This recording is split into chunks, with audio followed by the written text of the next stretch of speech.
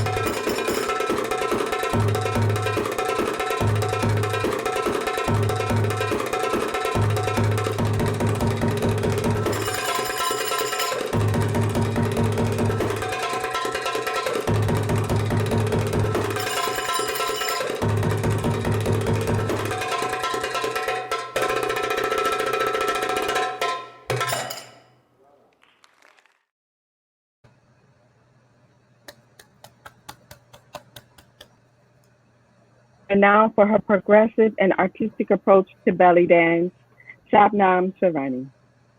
Hello. I am so proud and honored and happy to be here. Thank you for having me. You're welcome. Thank you for being here. Before we continue, if you like the program today, please support World Arts West by going to worldartswest.org to make a donation. Also, be sure to post your questions and comments in the chat, and we'll get to them as soon as possible. Thank you. So, Shabnam, how are you? I'm good. I'm happy. I'm excited. Yes. Good. So I would like to start with, if you don't mind, if you could share the history and the purpose of belly dance in the Near Eastern culture. Did I say that right? Near Eastern versus Middle Eastern? How is that? I'm not Eastern, Near Eastern. I mean, it's all, the same. As far as the tradition of it, I mean, I believe it's in Middle Eastern culture. Belly dance is that dance tradition that really celebrates, the divine feminine aspect, the divine feminine in movement and dance.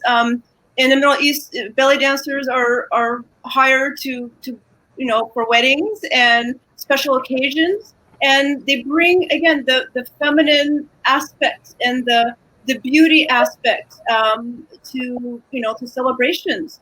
I know in weddings they bring a belly dancer for a wedding because they bring fertility and good luck to the wedding couple. So it's a very important break. In most Middle Eastern traditions, they have belly dancers. They always have a belly dancer because that brings in that beautiful feminine energy and that beauty in the rhythm and the color and the culture to every event. And that's why I love Middle Eastern parties and events. I mean, they really know how to do it right.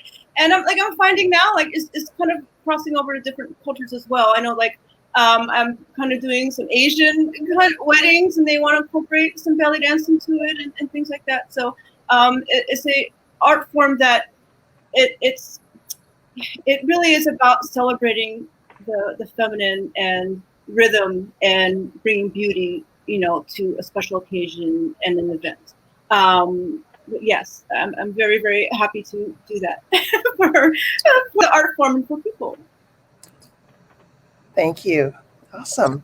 So can you give us some indication of the regional differences between the different styles of belly dance? Absolutely, and every region has their own style. It's very common, like in China or in Africa. It's that doesn't mean everyone dances this one style. Every region, every place has their own rhythm and their own style. And so, in the rhythm, what I'm finding now is the rhythm does dictate the movement and the type of dancing that you do. In Turkey, for example, they bring in a lot of the 9/8 rhythm into their music. And so the movement has to correspond with that movement. In the rhythm is 1, 2, 3, 4, 5, 6, da da da da da da da da da da da da da da da. Now you can't do Egyptian style dancing into this Turkish rhythm. So it's very important.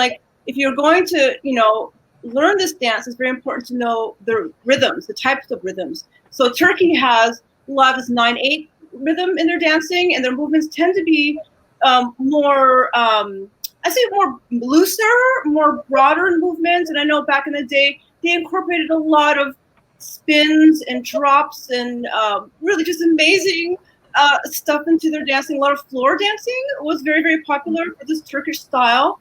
Now, let's say Moroccan style, they have a lot of 6/8 rhythm in their dancing. Da da da da da da da da da. And so their movements correspond with that rhythm. So they have more of this twisting rhythm. And again, it's very, the rhythm dictates the movement. And in Egypt, their style, they have a lot of, they have the folkloric styles. And they also have the Oriental styling of their repertoire. So the Oriental style, there's 4/4 rhythms, there's 2/4 rhythms. And again, those rhythms dictate the type of movement that you do. Let's say a 2/4 rhythm, da da da da da da. That's usually a traveling movement. If you, once you study the rhythm and study the different types of styles in the region, you'll find that they talk to you. The rhythms do dictate what you're supposed to do. You kind of I'm starting to see the movement now when I just hear the rhythm. So those are all different places that have their rhythm, and those movements correspond with that rhythm.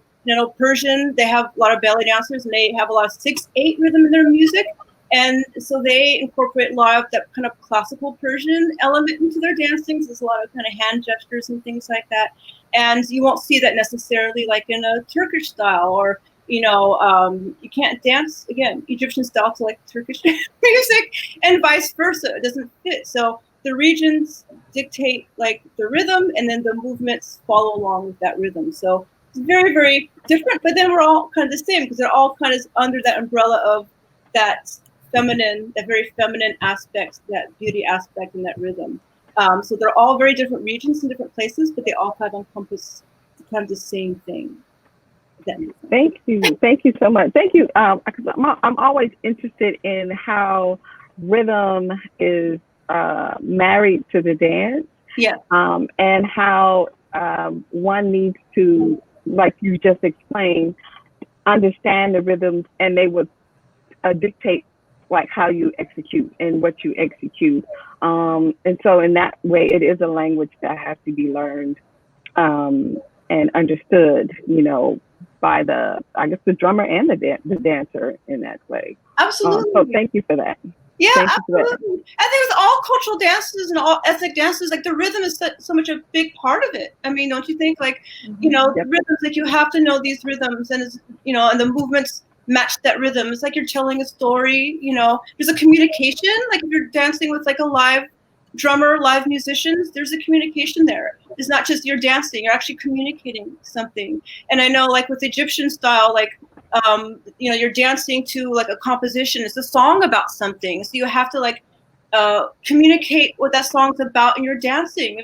Sadness and heartbreak, things like that. Just joyful, it's joyful, happiness, love. Those are, again, the music and the rhythm does dictate what you're supposed to do, and I think that's very important for cultural dances, ethnic dances, and very much so for Middle Eastern dance, Near Eastern dance as well. Great. I have one more question, if you don't mind, Mahea. I read in the kind of like the explanation of like the dance. It's tied to, and you spoke to it about it a little bit about it earlier. The ancient fertility ceremony, and you already talked about how it is used in marriage ceremonies to kind of like bring forth that blessing of fertility. Do you know anything about like those ancient ceremonies? Is there any descriptions of those that is passed down along with learning and training in belly dance? Yeah, it's interesting because like, especially like belly dancing, Middle Eastern dance, I mean, it's an ancient art form. I mean, it's like thousands and thousands of years old. And it's like, there's not really like a booklet that you can find where everything clearly defined of what these movements mean or what they're for. But it is believed to like, every place I've studied and trying to, when I'm doing research, there is a kind of uniting thread where it talks about that the fertility thing is kind of linked because, they hired a dancer for a wedding because they bring that fertility and that joy and that, for the wedding couple and for the wife, that has that kind of thing in there tied to that fertility, bringing lots of children and good luck and happiness to the wedding couple. And then their movements are so based within like, your abdomen and your womb and all of that. There has to be, even if it's not clearly written in any sort of like any place, for me, clearly that makes sense this dance has to do with that. It has to do with that part of that was like, helping women have babies or, helping with the fertility or even just kind of, bringing that kind of element, to women or to help with that. I totally believe that. Yeah. It's just like, when it comes to ancient dance, this is very hard. It's like, you can't go to a library and just find information, you know what I mean? But I did find through my research, there's that uniting thread where all these different kind of things I've researched have something in there about that, about the fertility and birthing, things like that. Thank you so much. Awesome. So that all leads me to want to know a little bit more about the general health benefits of this style of dance. I've heard a lot about that. I wonder if you could share any wisdom with us. Absolutely. Again, I believe like the dance form is designed for women, and it's something that again really focuses on the abdomen and the lower parts of your like your pelvis, your torso, your female organs, and so those movements do help with your energy center. If you believe in chakra system, some people study the chakra system and things like that. It does help with that, the lower, the first 2 or 3 chakras in your body. Those are the energy centers in your body. And they're so, you're using your abdominal muscles, you're moving your hips, you're using your pelvis, you strengthen the pelvis floor with these movements. And so that's such a huge benefit for women to have, because you really can't really access that with other exercises or dance forms or Pilates or something like that, because I do believe this ancient dance does have that connection where it does do that. It does strengthen your abdominal muscles, your female organs. It brings a lot of confidence. It brings confidence in your femininity. It strengthens your torso, your abdominal muscles. So I really am such a huge advocate for even people don't want to, learn this dance skill professionally. It is so beneficial for women to learn, just to help with just those parts of your body, your anatomy, your stomach and your female organs, and just being able to like embrace your femininity and being confident with yourself is very, very important, I think, for women to have that and gain, from that, the dance form. Great, thank you. There's a similar beliefs and philosophies in traditional African dance throughout the continent. So yeah, especially when it comes to that pelvic region and holding that space for where life passes through, like absolutely, and activating that space to keep the health of those organs, like you spoke. So thank you very much for that. I mean, this is important. I think that's, again, these like cultural dances. It's not, those have these other benefits besides just learning, choreography. These have really, they have benefits, and they do benefit that part of your body. Yeah, a lot of these ethnic dances, cultural dances have that. So it's interesting. I'd like to know more about that. Great. The next question I have is, who are your mentors? Who do you look up to? Ancestors, either they can be ancestors that are still living, or someone that way back that you pull your inspiration from. Oh gosh, like ancestors. I really got into belly dancing. Well, I had a physical therapist tell me, like, you have to do belly dancing because I hurt my back. She says, take some belly dancing lessons to strengthen your abdominal muscles to help your back. And that's why I first kind of like took some classes.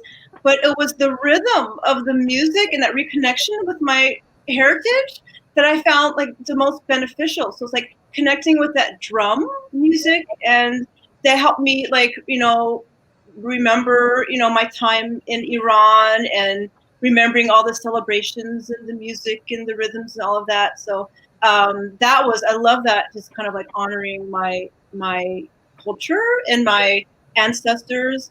And on the creative front, I mean, I have many like heroes as far as like choreographers and dancers I look up to.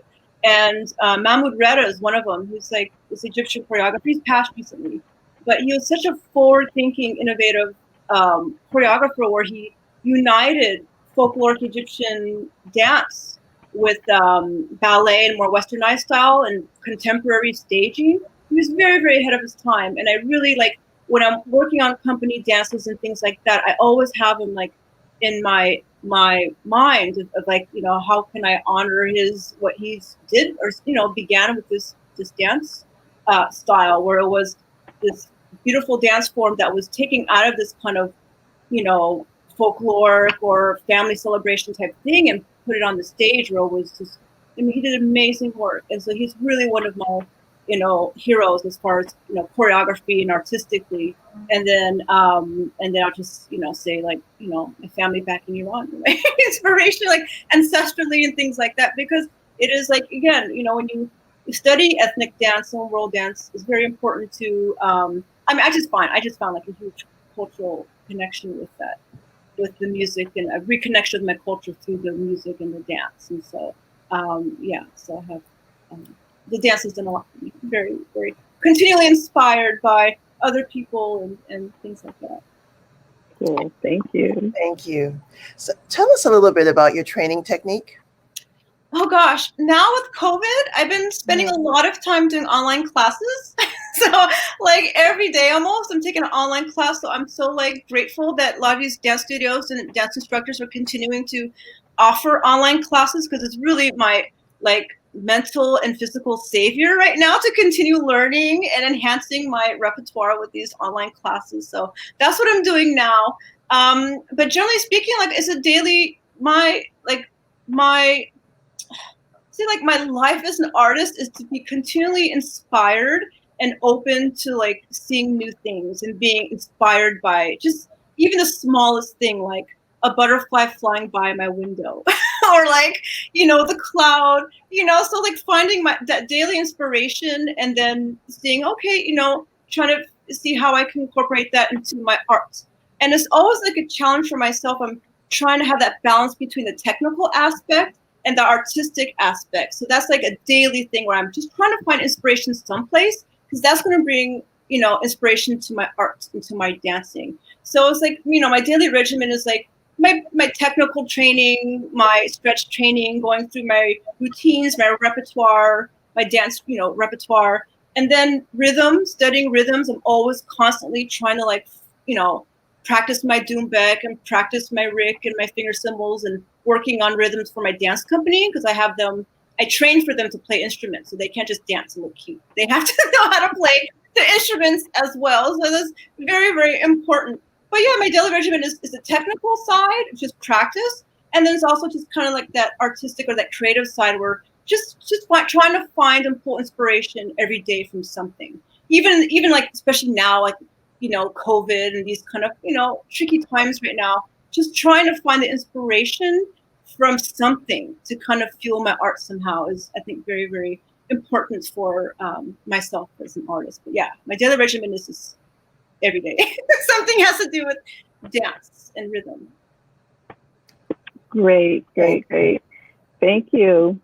So would you mind now taking us into a dance demonstration where you can help us like isolate our, use our abdominals properly in the technique and all of that?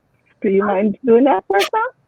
Absolutely. I would love to do that. I will demonstrate just like a little simple movement, just very, very simple. And then we'll just kind of maybe pull from some inspiration someplace and see if we can add a little creative element to our movement. So yeah, I'll be showing you guys just a very simple belly dance movement and I would, that helps strengthen the abdominals and bring happiness and confidence to everybody. Yeah, I'm very excited. Thank you. Thank you so much. And while we're getting ready for that, if you find this at all, even remotely as interesting as we're finding it, and would like to see more, please consider a donation to World Arts West.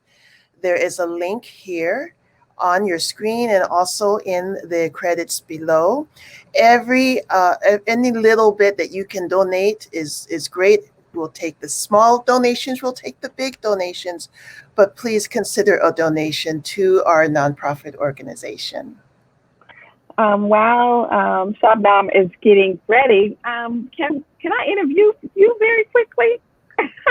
Who, me? Yes, you. Yes, yes, ma'am. I know you dabbled. You participated and have a practice in belly dance. Can you just briefly share your experience over the years, and if that has kind of tied into your Tahitian dance and your hula as well?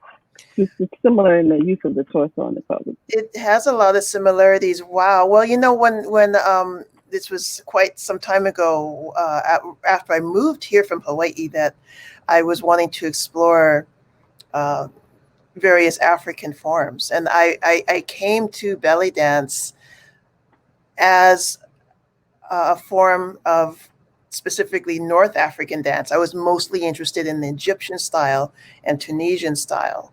And that's where I started. I branched out a little bit into other forms, but yeah, they do share quite a bit of movement vocabulary, but there's interesting differences that can really hang people up if you're not aware of what the very subtle differences are in the carriage of the body. And it's not just about isolating different parts of you, but it's how you do it, where in the rhythmic cycle that you do it.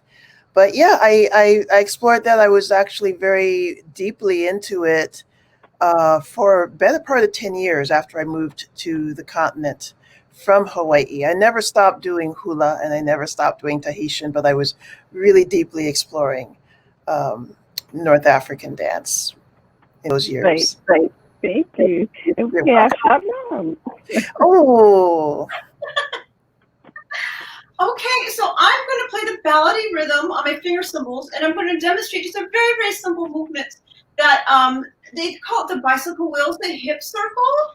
And so it's, we'll do it very slow, and then we'll again add like a little inspired movement on top of it. So belly dance position is your legs are straight, and you're going to soften a tiny bit, and then you tilt the pelvis slightly under, and then you're going to, I say put the high heel shoe on the foot, shoulders are down. Now you're going to bring that hip all the way up towards your underarm, and then you're going to circle forward. So if you look at it, like you can, visualize like a bicycle wheel or a circle, or like you're drawing an O on your hip. And just keep it nice and slow, and I'm pulling through my abdominal muscles. And then the biggest challenge with this dance when you're first learning it is trying to keep the upper body as still as possible as you circle the hip around.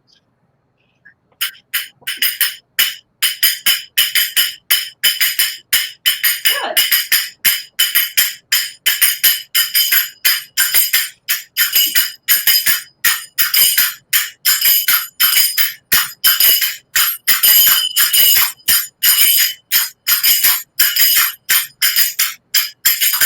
Now, I also like to incorporate with this movement a really nice deep pull into the belly here, a nice isolation.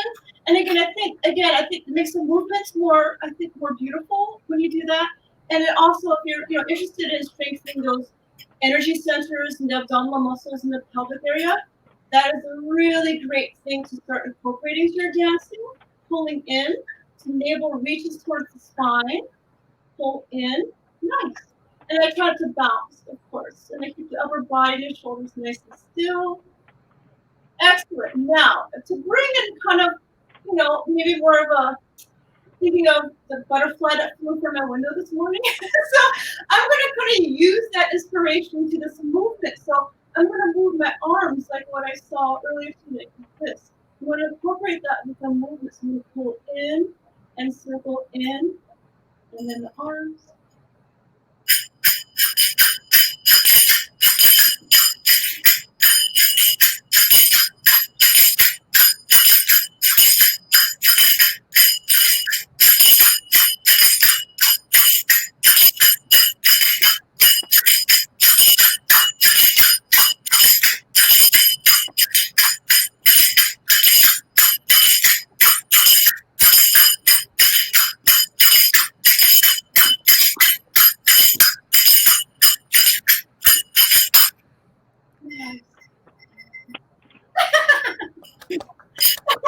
Wow.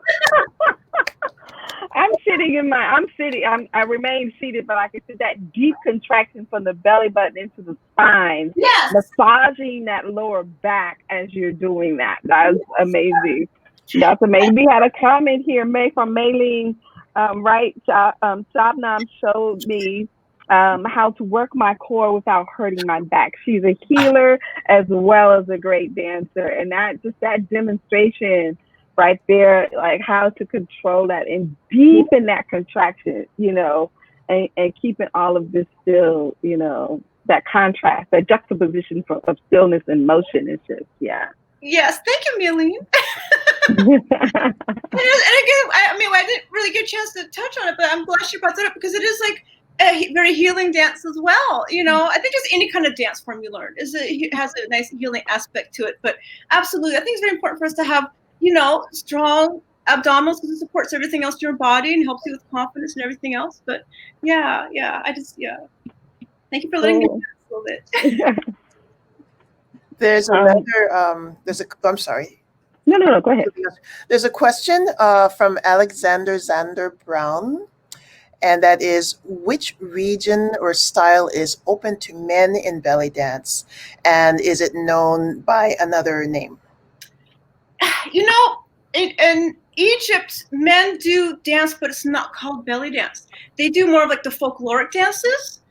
So usually when you think of like an Oriental style dance, that's usually, you think about women doing that. There's, and then the men tend to do like the stick dances and the folkloric style of dancing. So in Egypt, they have that amazing male dancers. Tito's one of them. They do a lot of stick dances, prop dances, rhythm dances and things like that. So I guess we call it like, folkloric style. But as far as like belly, I don't know if they have like a separate name for a male belly. I mean, but there are male belly dancers. But I mean, I'm talking about as far as like region and things like that. Like the Egyptian in Egypt, they see most of the men doing like the folkloric styles, folkloric. Turkey, I don't know. I think it's probably to say I don't know if Turkey's that, but I know the Egypt, which I'm really kind of studying a lot now, has more of that. You see the men doing these like the stick dances and the folkloric dances and things like that. Yeah, I've seen men do belly dance movement here. Yeah. In the Americas and in Europe, but in North Africa, in the Middle East, I think that what we would consider belly dance would be considered specifically a woman's style of movement. So yeah. It is, yeah, because I mean, America, everything. But if you're talking about Egypt and the Middle East, it's very, very like,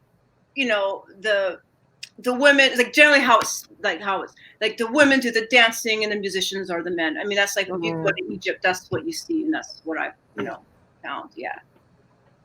Cool.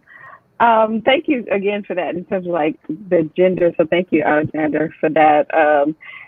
Because often men, when it comes to moving that part of the body, it can be a little, what do you call it, taboo in some cultures for men to, but men move. Men move,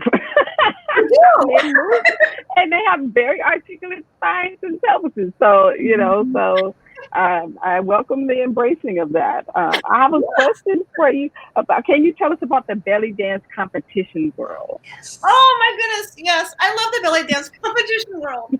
I love it. I really owe a lot to it because it really is how I got my start in the dance form. Because when I was first studying, I was really into like learning the dance, and I wanted to be really good at it.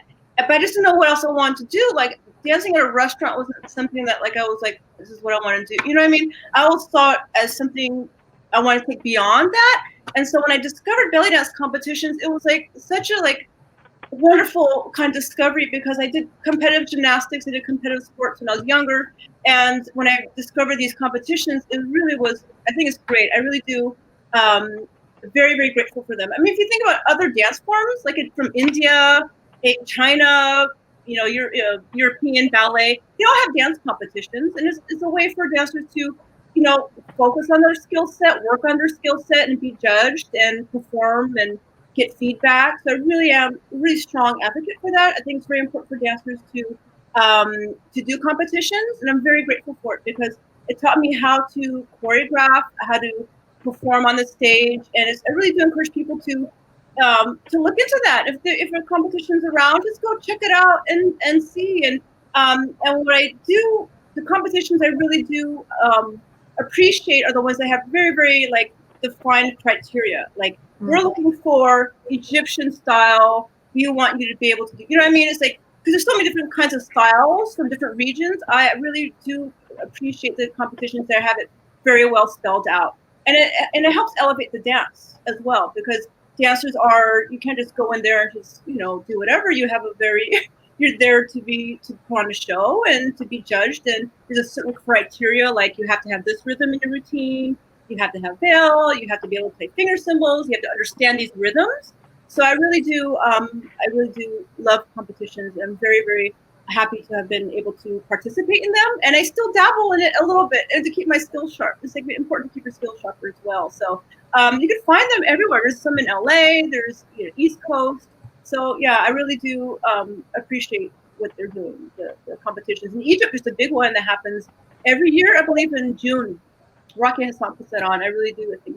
I think competitions are great for learning and for enhancing your skill set. For working on your skill set and for people to see good dancing and to take the dance out of the kind of restaurant element and see it more, that kind of element. Although some people say, well, belly dance should not be a competitive sport, which I understand, but all dance forms have some sort of competition. They have Irish dancing, you have the dancers from China, like there's a big Chinese dance competition, all of that. So I think it's good. So I do. Thank you.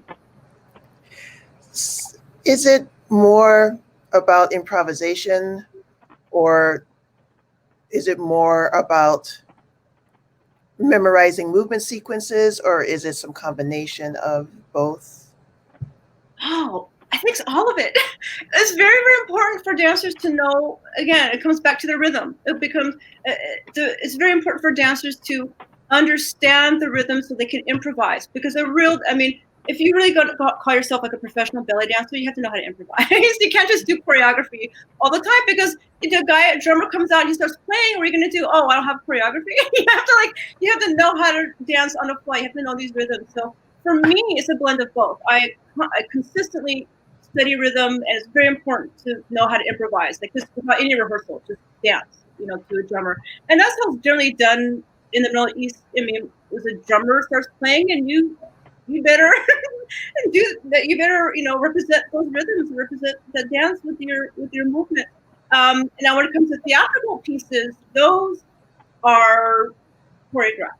So I have like, staging and choreography and things like that. So when it comes to theatrical performances and big stage shows, they choreograph those. I think it's very important, because you can't just kind of do stuff on the fly for 10 minutes. I mean, I think, and the best dancers are the ones that can do both. You can choreograph, and you can, put together your own set and dance to improvisation. So it's very important to know both. But yeah, absolutely, improvisation is very, very important in this dance form. Great. Just want to remind folks, if you have any questions or comments, please put those in the chat. How do you see this genre going forward? And then also, what evolution or what changes have you seen during your time during your career? And then how do you see it moving forward? And what does that look like? What does the progression of it look like? Oh gosh, I'd love to see this dance on more stages. I think it's a dance that should be seen more in that kind of light. So I see the dance. This is how I see it.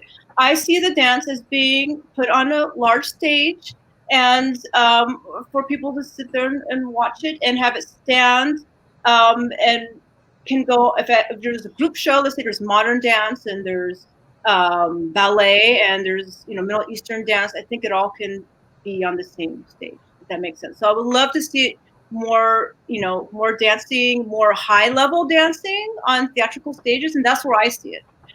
When I first started performing and getting to this dance, my vision was to see it on a stage. And the first time I saw a belly dancer on a stage was at the Ethnic Dance Festival. That's the first time I saw a belly dancer in that element, and I was like, wow, this can be that, and that's what I would like to see more of. And in order for us to get there as an art form, for us to be, respected more as an art form, because sometimes people say, oh, belly dance, whatever. It's, some people have a reputation about it. They're not really clear about what it is. I think part of it begins with training. I think it's like, you can't just take, a year of ballet and go on a stage and dance ballet. So I see the training getting more, more taken seriously, people taking the time to train in this dance form so that it can be presented on the stage, and on a stage shared with other, high level performances and dance forms.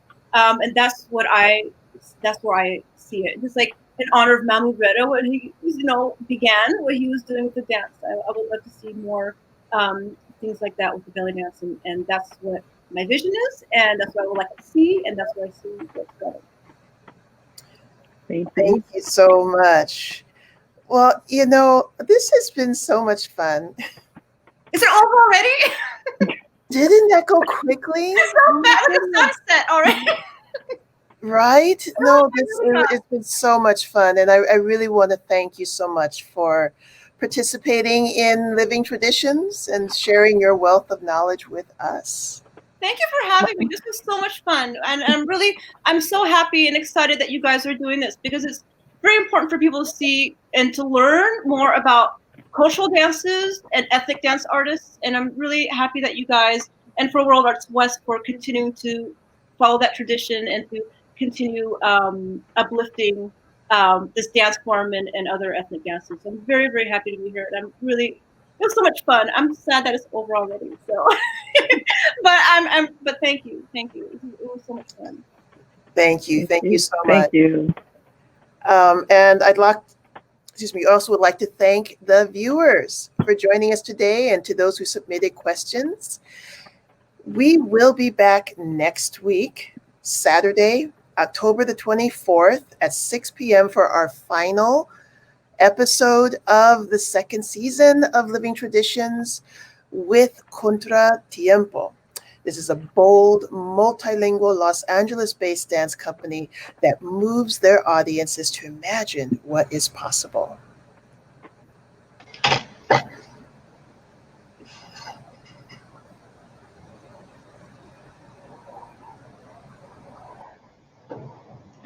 Thank you so much, Mahea, Latanya. Thank you so much, Shabnam, for tonight. What a great conversation. If you enjoyed this program, please consider making a donation to World Arts West. Hope to see you all next week. Until then, stay safe, wear a mask, and dance your troubles away.